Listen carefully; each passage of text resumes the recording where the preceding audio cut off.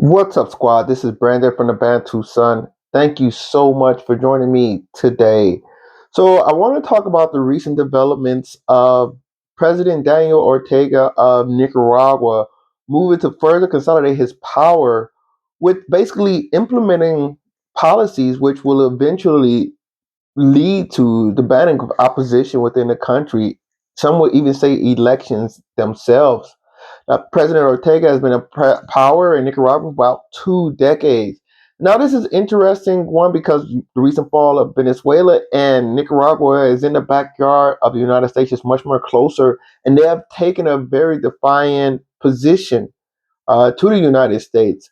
But I don't want to talk so much about that because when people hear this, the first thing they think about is authoritarianism, totalitarianism. I tell you all the time, there's only one form of government, as far as I'm concerned, and that's an oligarch. All governments are oligarch. They're a group of people in charge. Now, how they're selected or pre-selected, I should say, that's subjective, but it all comes back to the same thing, and it's all about how much the power is checked and spread.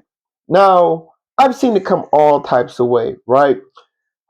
Liberal democracies, the Chinese Communist Party. I'll give you an example. If the Chinese Communist Party says the color blue is outlawed, of course, the color blue will be outlawed by midday, and there will be no more blue in the country, right?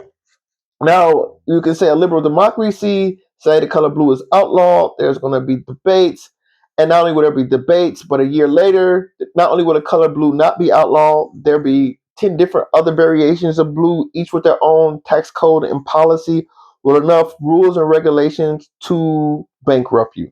Now, that's just a matter of subjective preference based on cultural norms. I think what's really interesting is, let's look at COVID, for example, right? In COVID, Nicaragua was one of the most lax countries in the world, least restrictive.